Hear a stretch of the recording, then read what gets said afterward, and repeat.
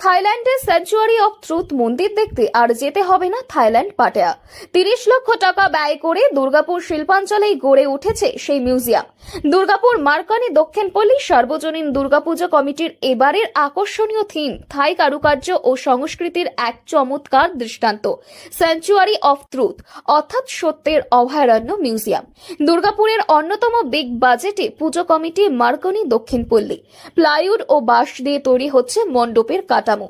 মণ্ডপের উচ্চতা প্রায় 110 ফুট। 3000 স্কোয়ার ফুট এলাকা জুড়ে গড়ে উঠছে ওই চোখ ধাঁধানো ব্যাপক আকর্ষণীয় মণ্ডপটি। মণ্ডপ গড়ছেন মেদিনীপুরের কাঁথি এলাকার শিল্পী সুতানু মাইতি। পুজো কমিটি সূত্রে জানা গিয়েছে তাদের পুজো চলতি বছরে 65তম বর্ষে পদার্পণ করছে। দুর্গাপুরের শিল্পী অরুণ পাল প্রতিমা গড়েছেন। প্রতি বছরই প্রতিমার মধ্যে আধুনিকতার ছোঁয়া থাকে। এবারে প্রতিমার উচ্চতা প্রায় 16 ফুট হচ্ছে। গতবারে কর্ণাটকের হাসন জেলার চেন্নাকেশব বিষ্ণু মন্দিরের আদলে মণ্ডপ গড়ে দর্শনার্থীদের নজর কেড়েছিল মার্কনি দক্ষিণপল্লী পুজো কমিটি। এই বছরের মণ্ডপ আরও বেশি আকর্ষণীয় হচ্ছে বলেই দাবি পুজো উদ্যোক্তাদের।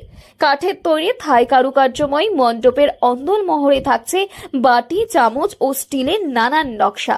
বিশাল কাঠের ভাস্কর্য এবং ঐতিহাসিক ও সাংস্কৃতিক এই নিদর্শনের আদলেই তৈরি এই মণ্ডপ দেখতে তৃতীয়া থেকেই দর্শনার্থীদের ভিড় উপচে পড়বে বলে আশাবাদী পুজো কমিটি।